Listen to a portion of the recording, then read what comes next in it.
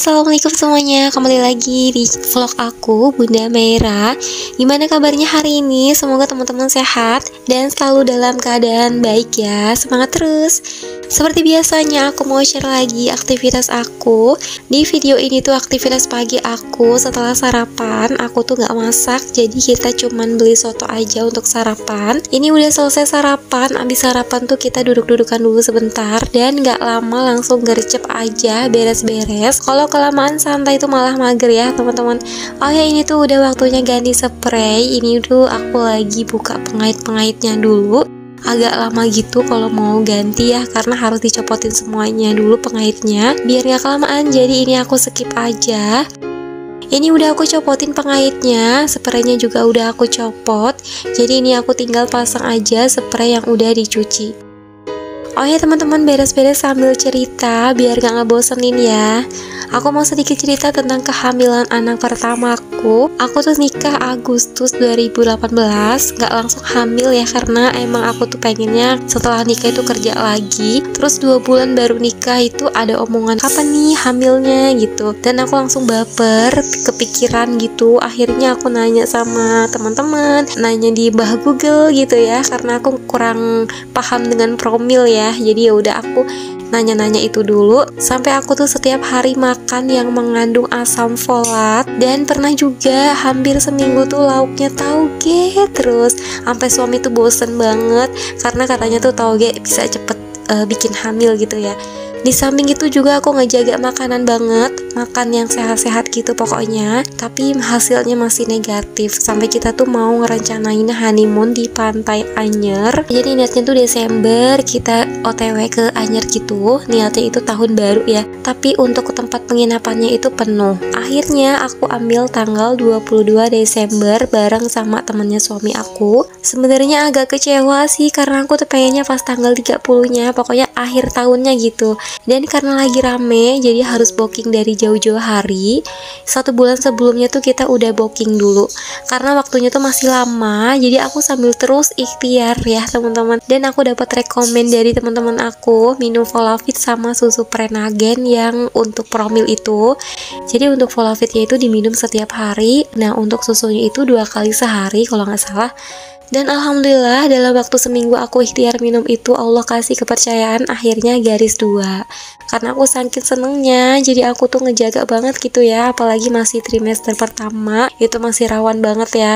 Dan rencana honeymoonnya di Anyer itu aku batalin karena aku takutnya ada apa-apa sama kandungan aku yang aku tunggu-tunggu gitu ya. Jadi mending di rumah aja deh gitu. Dan aku tuh kaget banget pas dengar berita kalau Pantai Anyer itu kena tsunami. Dan pada kejadian itu, tepatnya pada tanggal yang aku rencanain, tanggal 22 Desember 2018 ya kalau nggak salah. Aku nggak bisa ngebayangin ya teman-teman kalau aku tuh nggak hamil terus jadi liburan ke Anyer itu gimana jadinya. Mungkin aku udah tenggelam, aku nggak tahu, soalnya kan banyak korban juga ya. Pokoknya kalau inget itu bersyukur banget, alhamdulillah banget pokoknya. Tapi nggak sampai situ, masih ada lagi yang harus aku lewatin. Nah pada kehamilan 8 minggu aku coba buat USG, tapi USG-nya tuh di bidan terdekat rumah, tapi baru kelihatan kantungnya aja. Terus kata bidan itu kayak ada cairannya gitu, tapi bidan tuh nggak tahu itu apa.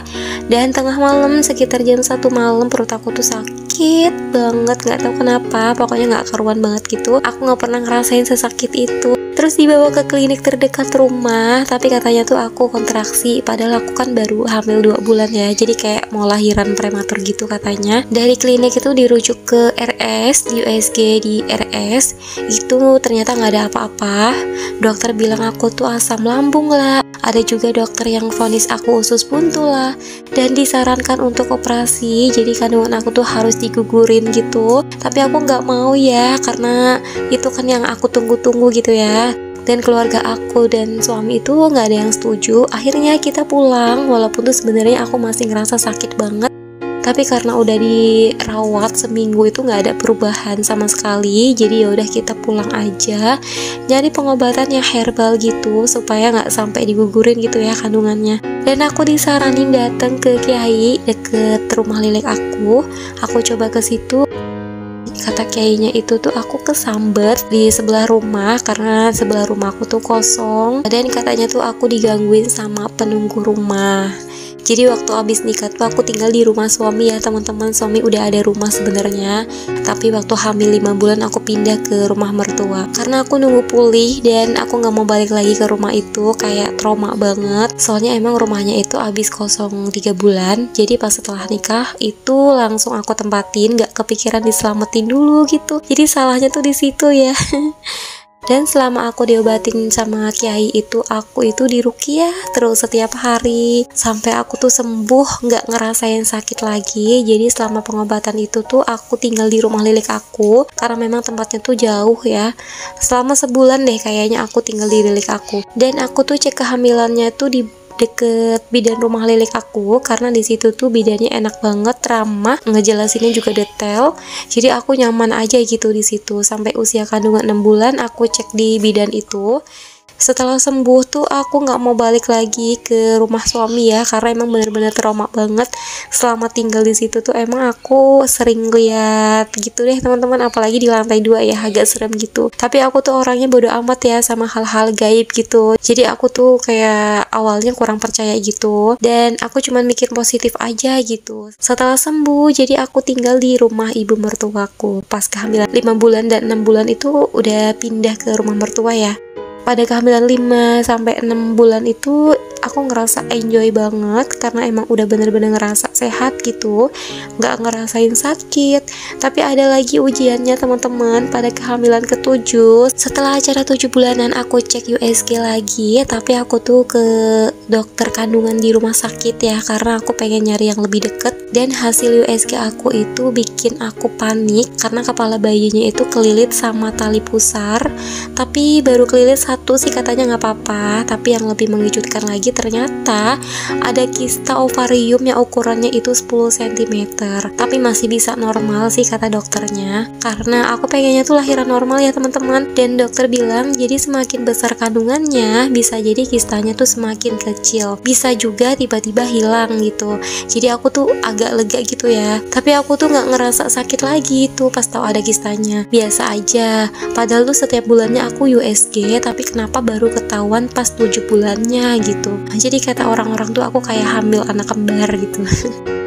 Walaupun itu aku nggak ngerasa sakit lagi, tapi setiap malam itu kepikiran. Dan seminggunya setelah itu aku cek lagi, tapi di RS yang berbeda, di RS Medika yang deket sama rumah mertua ya. Ternyata di USG kistanya semakin besar sampai ukuran 22 cm. Jadi nggak kebayangkan gimana gedenya.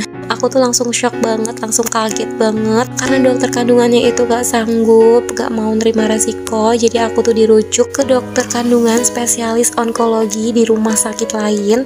Waktu itu dirujuk di RS Hermina Keren Wisata, tapi katanya lagi gak ada dokter spesialis onkologinya. Terus itu aku dirujuk lagi ke RSCM Jakarta. Akhirnya kita ke RSCM. Jadi kita tuh nunggu jadwal pemeriksaan. Setelah pemeriksaan itu nggak langsung di USG juga, itu harus tunggu lagi seminggu dijadwalin lagi. Jadi pemeriksaan dijadwalin, USG dijadwalin, itu bikin aku tuh nggak nyaman gitu ya.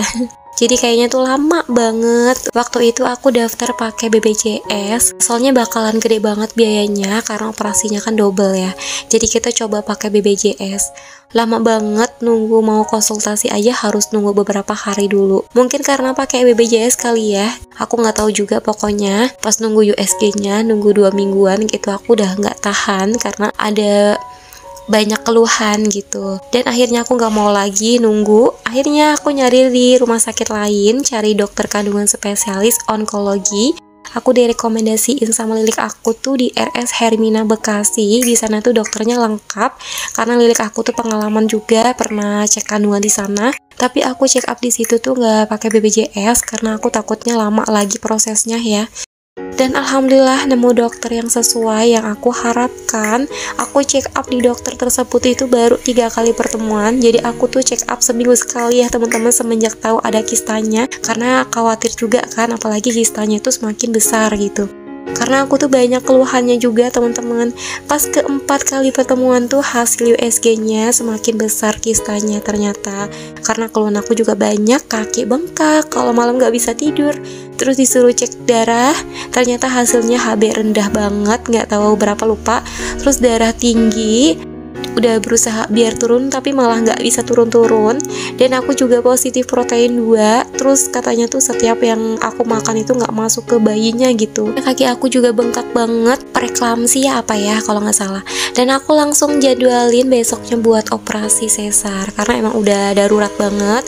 Padahal usia kandungan aku itu baru 8 bulan, tapi alhamdulillah berat badan bayi itu udah 3,2 kilo. Jadi bisa langsung dijadwalin operasi. Besoknya tuh langsung operasi.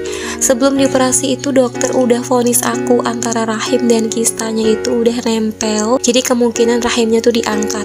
Dan kemungkinan besar aku susah hamil lagi. Aku udah pasrah banget waktu itu. Istighfar terus selama operasi ya. Alhamdulillah Allah lancarin. Ternyata pas ngambil kistanya itu gampang banget dan gak lengket ngambilnya. Ada selaputnya gitu loh teman-teman, kayak bayi gitu, tapi nggak sempurna. Alhamdulillah operasinya tuh lancar dan rahimnya tuh alhamdulillah nggak jadi diambil, tapi cuman sel telurnya aja katanya, karena si sel telurnya itu katanya nggak berfungsi dengan baik, jadi lebih baik diambil gitu. Yang tadinya tuh udah disiapin ruangan ICU, ruangan darurat ya, karena takutnya pendarahan hebat, udah disiapin juga darah 3 kantong. Ternyata Allah kasih kemudahan, aku masih bisa hidup, anak selamat, sehat. Walaupun tuh awal Maira lahir langsung dibawa ke inkubator ya, karena belum pas usianya, tapi ruangannya tuh penuh, terus mau dipindah ke rumah sakit lain karena Maira tuh juga jantungnya lemah. Sebelum dipindah itu kan harus ngurus-ngurus suratnya dulu ya. Dan alhamdulillah pas mau dibawa dikabarin ada yang 01. Baru aja ada yang dibawa pulang bayinya katanya. Alhamdulillah banget akhirnya nggak jadi dipindah. Soalnya bakal diribet juga ya kalau Maira di RS lain. Dan selama di RS itu tuh aku bolak-balik ngasih ASI buat Maira. Aku tuh di lantai bawah, sedangkan Maira itu di lantai 4. Lumayan ya bikin cut-cutan gitu. Sehari itu aku langsung bisa belajar jalan, belajar miring kanan kiri gitu. Nggak lama di rumah sakit tuh 3 harian pulang. Kita pulang tuh di rumah ibu mertua ya, tapi pas udah puput itu aku ikut mama pulang kampung. Jadi selama aku di RS itu didampingin sama orang tua aku juga sampai puput. Aku belum bisa jalan sempurna ya teman-teman, masih agak bungkuk gitu jalannya. Jadi apa-apa tuh orang tua gitu. Apalagi sesar aku tuh vertikal, jadi buat duduk aja masih sakit banget. Alhamdulillah orang tua, mertua masih lengkap, jadi aku ada yang bantuin. Setelah 2 mingguan lahir, aku di kampung karena mamaku kan harus ngurus adik-adik aku yang masih sekolah, terus mertua aku juga sibuk dagang ya waktu itu. Jadi nggak ada yang bantuin aku karena emang tuh aku masih sakit. Selama di kampung itu aku belajar dari mamaku, mandiin bayi, mijitin bayi. Pokoknya selama di kampung itu aku banyak belajar dari mama, karena mama kan pengalaman ya. Pas usia Maira 3 bulan baru kita balik lagi ke Bekasi. Aku yang handle semuanya. Alhamdulillah udah bisa ngerjain semua itu. Itu aja ceritanya teman-teman, yang kemarin nanyain kan cerita tentang anak pertama gitu. Jadi aku cerita dari awal ya teman-teman. Mohon maaf kalau ceritanya tuh kepanjangan. Sebenarnya itu aku masih trauma banget ya kalau ingat waktu hamil Maira, apalagi kalau ingat waktu sakitnya tuh kayak gimana. Waktu dokter bilang ini bakal susah hamil lagi karena sel telur aku udah diambil sebelah. Aku ngerasa biasa aja gitu, pasrah aja gitu ya. Alhamdulillah Allah udah kasih lagi tanpa aku minta, tanpa aku sadar. Secepat itu mau ada lagi. Padahal itu aku pengennya kalau Maira udah usia 5 tahun biar gak repot banget gitu ya. Tapi Allah udah ngasih kepercayaan lagi. Jadi intinya apapun omongan dokter kita kembalikan lagi ke Allah. Apapun yang Allah kasih aku bakal terima. Pokoknya kalau kita udah bersyukur itu pasti akan ditambah nikmatnya, ditambah rezekinya ya teman-teman, intinya gitu. Gak terasa udah di ujung video. Maaf ya kalau kepanjangan atau ada yang salah, maaf banget. Dan aku akhiri videonya sampai ke sini dulu. Terima kasih yang udah dengerin curhat aku. Wassalamualaikum warahmatullahi wabarakatuh. Dah.